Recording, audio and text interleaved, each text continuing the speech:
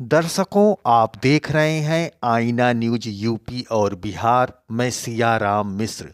Cough syrup के मामले में पूरब से पश्चिम तक जिस शुभम जायसवाल को पुलिस ढूंढ रही है, वह सोशल मीडिया पर वीडियो साझा कर सफाई पेश कर रहा है। शुक्रवार सुबह से वायरल वीडियो में शुभम जायसवाल ने लखनऊ नारकोटिक्स के एक बड़े अधिकारी पर फंसाने का आरोप लगाया है। गाजियाबाद के नंदग्राम थाने में वाराणसी के ड्रग अधिकारियों ने फोन कर नाम जुड़वाया। मुख्यमंत्री से अपील किया है शुभम जायसवाल ने कि इस घटना की निष्पक्ष जांच कराई जाए। वीडियो में शुभम ने कहा कि 1 महीने से अफवाह बड़े बड़े नेताओं की ओर से गलत बयानबाजी की जा रही है। काफी गलत बातें फैलाई जा रही हैं। एमपी में जी प्रणाम। मैं शुभम जायसवाल, मैं बनारस का रहने वाला हूं।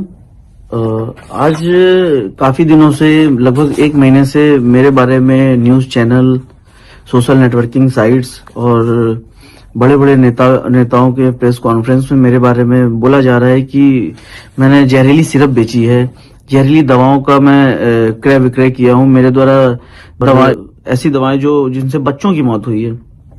तो जी, मैं आप सभी को ये बताना चाहता हूं कि ये सारी बातें झूठ हैं।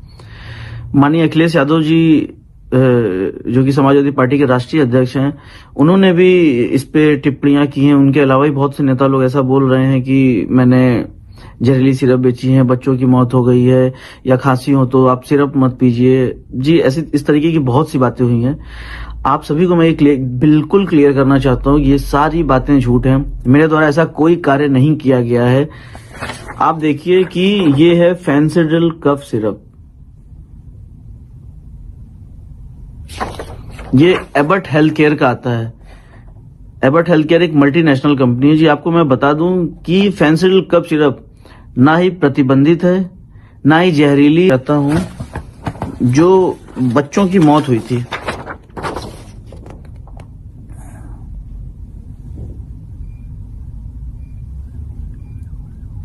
ये श्रीसन फार्मा द्वारा मैन्युफैक्चरिंग की गई थी। छोटे बच्चों की दवा है, पीडियाट्रिक दवा बोलते हैं, कोल्ड ड्रिप सिरप। ये इन दवाओं को पी के बच्चों की मौत हुई थी। इसमें उतना डिटेल मुझे नहीं पता है, बट वो दवा और फेंसिडिल और ये कोल्ड ड्रिप दोनों डिफरेंट दवाएं हैं। इन दवाओं से, मतलब फेंसिडिल से किसी बच्चों की मौत नहीं होती, क्योंकि वो बच्चों के लिए सिरप है ही नहीं है, वो अडल्ट के लिए है। और बच्चों की सिरप अलग आती है, जो कि ये है, जिससे बच्चे पी के मरे थे।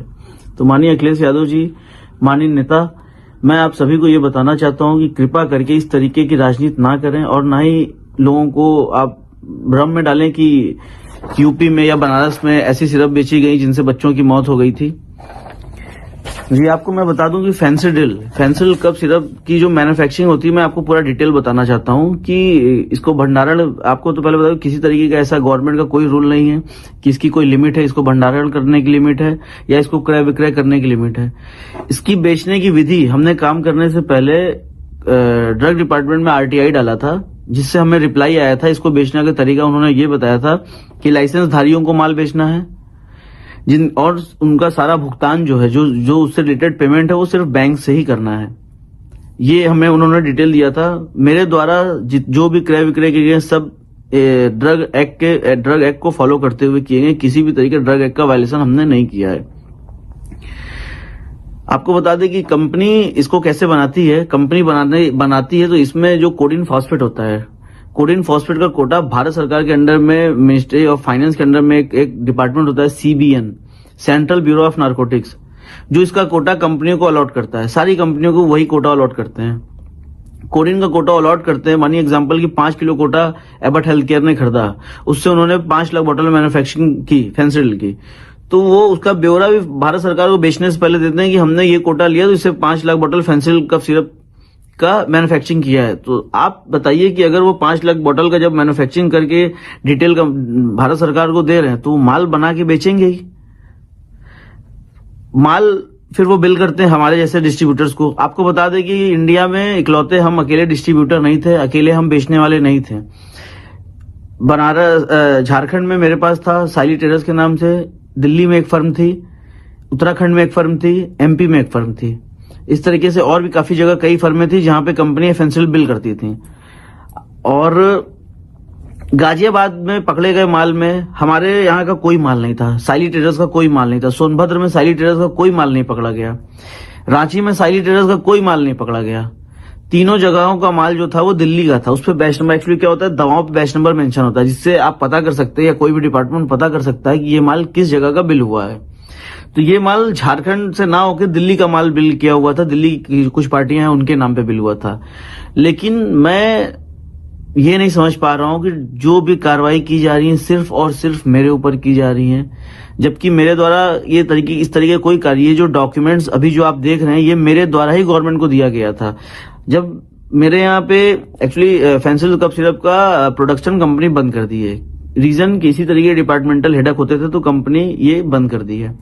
कंपनी ने बनाना बंद कर दिया। हमारे पास भी जो भी स्टॉक पड़े हुए थे, हमने उसको लास्ट टाइम जुलाई लास्ट में हमारे यहाँ से स्टॉक खत्म हो गया था, हमने सब माल बेच दिया था। सारी पार्टियों को, सारे लाइसेंस धारियों को बेचा था। किसी तरीके के अवैध व्यापार करने वालों को हमने माल नहीं बेचा है। जिसको भी दिया है सब दुकानदार थे, उनके लाइसेंस थे, उनके ड्रग लाइसेंस, उनके वैलिड ड्रग लाइसेंस उनके पास थे, उनके रूटीन जीएसटी सर्टिफिकेट थे उनके पास। उनके दुकान का जीपीएस फोटो हमारे पास था कि उनकी दुकानें हैं कि नहीं है, हमने जीपीएस फोटो। उसके बाद जब हम माल बेचते हैं उनको, तो हमने उनसे ऑर्डर पैड पे, लेटर पैड पे ऑर्डर मंगाया जाता है मेरे द्वारा। उसके बाद उनको बिल करते हैं माल बिल करने के तरीका ये है कि उनका हम सेल इनवॉइस बनाते हैं, ई वे बिल बनाते हैं, ई इनवॉइस करते हैं और ट्रांसपोर्ट के थ्रू माल भेजते हैं। ट्रांसपोर्ट की बिल्टी होती है। जो ई वे बिल बनता है, जिस गाड़ी से माल उस पार्टी को डिलीवर होता है, उस गाड़ी का डिटेल उस ई वे बिल पे मेंशन होता है, ताकि मतलब वो ओवरऑल सारा बिल कंप्लीट करके फिर हम माल उनके पास भेजते हैं। लोग बता रहे हैं कि माल मेरे द्वारा भेजा गया माल उनके पास नहीं पहुंचा है, या वो सिर्फ कागजों पे फर्म है।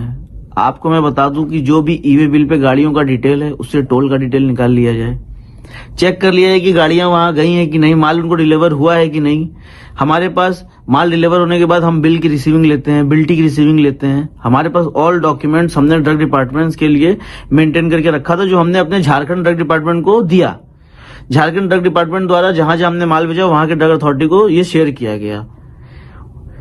उसके बाद जहां जहां हमने माल भेजा था, वहां वहां हमारे खिलाफ मुकदमा ड्रग डिपार्टमेंट द्वारा लिखवाया गया और एनडीपीएस मुकदमे लिखवाए गए, 420 में मुकदमे लिखवाए गए।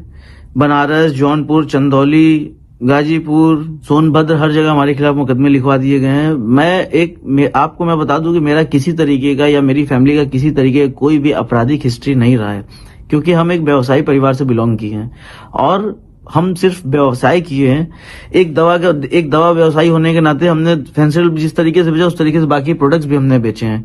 उसका डेटा कोई नहीं दे रहा। 100 करोड़ की बात की जा रही है, 100 करोड़ का माल खपा दिया गया, माल बेच दिया गया। जी हाँ, बिल्कुल हमने माल बेचा है, क्योंकि कंपनी बना रही है तो हम लेंगे। अगर हमको दोषी बनाया जा रहा है तो कंपनी दोषी क्यों नहीं है? जिस तरीके से कंपनी ने हमको माल दिया, उस तरीके से हमने आगे पार्टियों को बेचा है। और किसी को भी हमने माल बेच दिया, हम उनसे पेमेंट लेने के हकदार है ना, कि वो माल का क्या कर रहे हैं, उसका डिटेल हम नहीं दे सकते हैं या हम नहीं ले सकते हैं उनसे। गाजियाबाद, सोनभद्र में भी मुकदमा हमारे खिलाफ लिखा दिया गया। गाजियाबाद में आपको बता दें कि गाजियाबाद में जो भी अभियुक्त पकड़ा गया माल के साथ, सौरभ त्यागी से मेरा कोई संबंध नहीं था, लेकिन ड्रग डिपार्टमेंट के कुछ अधिकारी जबरदस्ती मेरा नाम लिखवा दिए थे, क्योंकि वो मुझसे पैसे की डिमांड करते थे और मैंने पैसे देने से हमेशा मना किया, क्योंकि पैसे वो देते हैं जो गलत काम करते हैं। मेरे द्वारा किसी तरीके कोई गलत काम नहीं किया गया था। ड्रग डिपार्टमेंट के बड़े अधिकारी जो है, उन्होंने जबरदस्ती मेरा नाम वहां फोन करके लिखवाया। बनारस में ड्रग डिपार्टमेंट के अधिकारी मेरा नाम जबरदस्ती फोन करके लिखवाया लखनऊ से। मेरे द्वारा किसी तरीके का काम नहीं किया। बाकी जितनी गाजियाबाद में माल पकड़े गए, गाजियाबाद में किसी तरीके की कोई जांच नहीं हो रही। क्यों नहीं हो रही आप बताइए? गाजियाबाद में माल पकड़ा गया अवैध तरीके से, वहां कोई एसआईटी नहीं बनी। वहां एसआईटी बनी है तो जांच वो हमारी कर रही है, वहां किसी तरीके की जांच नहीं कर रही है। दिल्ली की फर्मों की जांच नहीं चल रही है, मध्य प्रदेश की फर्मों की जांच नहीं चल रही है, उत्तराखंड की फर्मों की जांच नहीं चल रही है। जांच सिर्फ हमारी चल रही है। ऐसा हमें समझ में नहीं आ रहा है कि ऐसा मेरे साथ क्यों किया जा रहा है। मैं आपको ये भी बता दूं कि मेरा किसी तरीके की किसी राजनीतिक दलों से, किसी राजनेता से मेरा किसी तरीके का व्यापारिक संबंध नहीं रहा है। नॉर्मल भी किसी तरीके का मेरा किसी संबंध नहीं रहा है। फोटो वीडियो के बारे में मुझे नहीं पता उतना।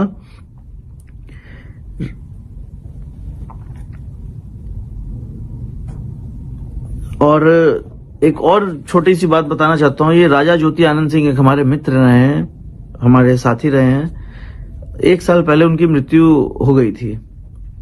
उसमें उनके फैमिली वाले मेरे ऊपर एलिगेशन लगा रहे थे कि हमने उनको जहर दे दिया है, कॉफी में जहर दे दिया। और ये मैं आपको बता रहा हूं कि इस तरीके का कोई काम मेरे द्वारा नहीं किया गया था। उस टाइम भी मैंने बोला था, डिपार्टमेंट्स के सामने जाके मैंने सब चीज बताया था और सब चीज उनका पोस्टमार्टम हुआ था, उसमें भी सब क्लियर हो गया था। विसरा रिपोर्ट आई थी, उसमें आया था कि वो शराब के सेवन की वजह से उनकी डेथ हुई थी। उनकी तबीयत एक्चुअली परमानेंटली खराब थी उस टाइम। और उनके घर वाले हैं, उनके कुछ रिलेटिव, उनके जीजा, उनके पिताजी हमसे बहुत पैसे की डिमांड किए लगभग, जो मैंने नहीं दिए, क्योंकि वो मुझे धमकी देके पैसे मांगते थे कि तुमको इसमें फंसा देंगे अगर पैसे नहीं दोगे तो। दोस्तों देखिए, लोग मेरे खिलाफ बहुत उल्टा सीधा बात कर रहे हैं। मैं किसी तरीके का कोई अवैध काम मेरे द्वारा किया ही नहीं गया है।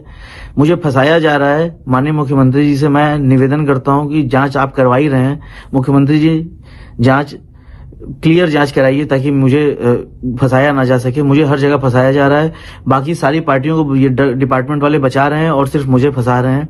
मैं आपसे निवेदन हूं, माननीय अखिलेश यादव जी से मैं निवेदन करता हूं कि कृपा करके गलत बातें आप ना बोलें। आप बड़े हैं, आप गार्जियन हैं, आप सीनियर हैं, और ये जो है कि एमपी और ये दोनों अलग हैं। मैं निवेदन करता हूं कि सदन में गलत बातें ना फैलाएं और किसी तरीके की मैंने ऐसा कोई कार्य नहीं किया जो अवैध हो। मैंने डिटेल, अगर इस पे नारकोटिक्स प्रोडक्ट की होता और एनारक्स होता तो मैं इसका क्रय विक्रय कभी जिंदगी में नहीं करता। मुझे बहुत परेशानी हो रही है, मैं बहुत झेल रहा हूं और मैं इसलिए हटा पड़ा हूं क्योंकि देखिए, मैं एक व्यवसायी हूं। मैं कभी पुलिस फौजदारी केस जेल मैंने नहीं देखा है और पुलिस का नाम सुन के सबको डर लगता है। हम छोड़िए, मेरे साथ सारे व्यापारी परेशान है, सबको प्रताड़ित किया जा रहा है, सबको परेशान किया जा रहा है, मुकदमे उल्टे सीधे लिखे जा रहे हैं। ऐसा हमारे द्वारा कुछ नहीं किया गया, ना मेरे द्वारा ना मेरे व्यवसायियों के द्वारा। हमने एक नॉर्मल दवाओं की क्रय और विक्रय विधि पूर्वक की है, सारे कागजात के साथ की है और किसी तरह की कोई सेल फर्में हमारे द्वारा नहीं बनाई गई हैं। जिन दुकानदारों को हमने माल बेचा है, जिस टाइम हम माल बेचते थे वो दुकान उस टाइम एग्जिस्ट करती थी। मेरे पास उसके एविडेंस है, मेरे पास उसके प्रूफ हैं। और मैं चाहता हूं, माननीय मुख्यमंत्री से मैं दोबारा निवेदन करना चाहता हूं कि कृपा करके इसकी स्पष्टीकरण, इसकी जांच आप करा रहे हैं, मुझे पता है, लेकिन कृपा करके इसमें आप इस तरीके की जांच ना कराएं जिसमें हम दोषी हों, क्योंकि हम दोषी नहीं हैं माननीय मुख्यमंत्री जी। और ये जो भी लोग ये आपको फैला रहे हैं या बोल रहे हैं, ऐसा कुछ भी नहीं है। आप इसकी जांच करा लीजिए और हमारी मदद करिए। आपसे उम्मीद है, आप न्याय करते हैं हर जगह और हम चाहते हैं कि आप हमारी मदद करिए मुख्यमंत्री।